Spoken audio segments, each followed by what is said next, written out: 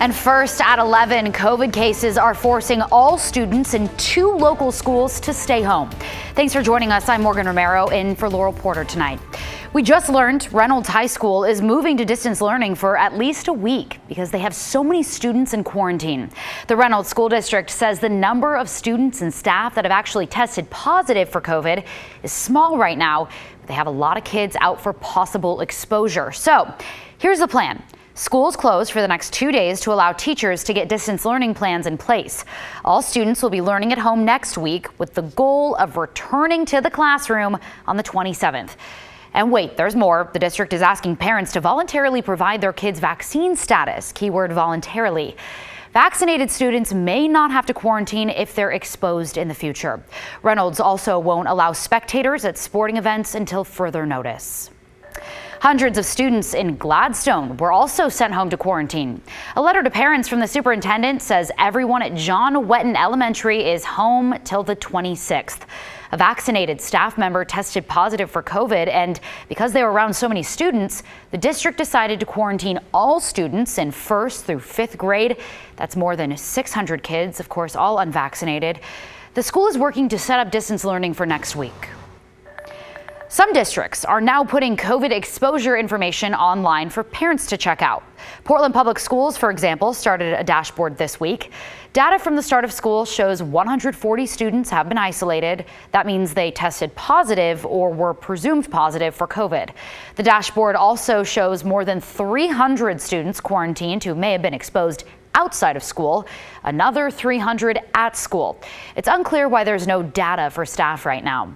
Well, we've heard from several students, parents, and teachers worried about cases in schools. One mom tells us she's not too concerned yet. I'm not overly concerned given that we're a district of 50,000 students. 300 students is a very low percentage.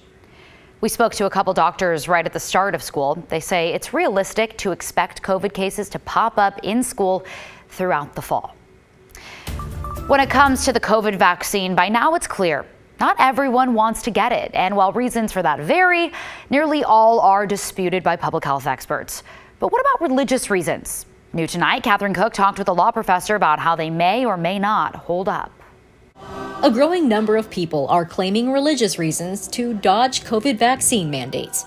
In Washington, thousands of state workers are doing it.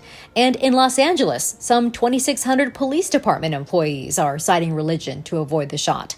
So is religion just a loophole here? First of all, the legal landscape is very complicated. To learn more, we talked with Lewis and Clark Law School professor Jim Oleski. First, some interesting background. Oleski says before these vaccine mandates, most religious exemption claims came up behind bars. This often comes up in prison litigation cases where, say someone who's never been a practicing Jewish person in the past suddenly says they want kosher meals. Well, the court has to decide, did they really convert to Judaism, or are they asking for the kosher meals because the kosher meal is coming into the prison from the outside and other prisoners aren't, handling it? Where religion is concerned, Oleski says the same question applies to vaccine exemptions. Are the beliefs behind them sincere? Traditionally, courts are very reluctant to second-guess religious claims, but they do test sincerity. Employers could test sincerity by comparing religious claims with what an employee might post on social media. That's one way of proving it, is people have actually said their real basis, and then they come in and they say it's about religion. And while it's one thing to question the sincerity of one's religious claims, Oleski says it's another thing entirely to suggest they're unreasonable. When it gets to court, they're going to be in a lot of trouble because courts are going to say it was illegitimate, especially if it's a government employer, to be engaging in questioning the reasonableness of a particular religious belief. So where does that leave us? First of all, Oleski believes under current Supreme Court precedent, vaccine mandates hold up. And he says even traditional supporters of religious exemptions may view things differently through the lens of a global pandemic. If your religion believes in human sacrifice, you don't have a right to kill people and be exempt from the homicide laws. Likewise, many of these people would say, yes, I believe there's religious exemption rights to most laws, but when it's a deadly pandemic, you don't have an exemption from the vaccination requirement. Catherine Cook, KGW News. From the COVID beat to your other local headlines, Portland appears to be walking back on a proposed Texas boycott and travel ban, a reaction to the state's controversial abortion law. Instead, city officials are putting aside $200,000 for organizations that, quote, deliver programs and services related to reproductive health care. City Council was set to vote on the Texas boycott last week, but commissioners postponed it, saying they needed more information about how it would impact us locally. Police identified the person who died in a hit and run in Southeast Portland. He's 23-year-old Austin Boyd. Boyd was hit September 11th on Southeast Cesar y Chavez Boulevard near Clinton.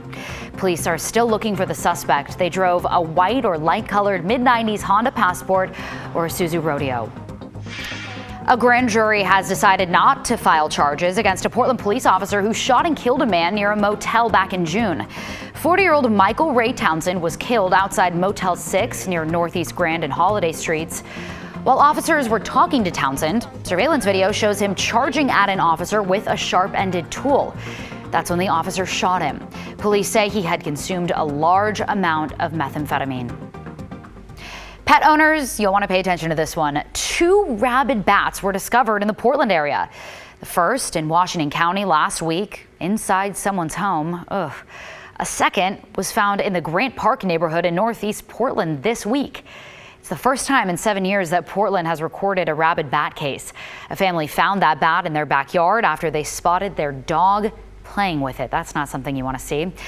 The dog is in quarantine now, and fortunately no people were exposed, but it's a good reminder to make sure your own pets are up to date on their rabies shots.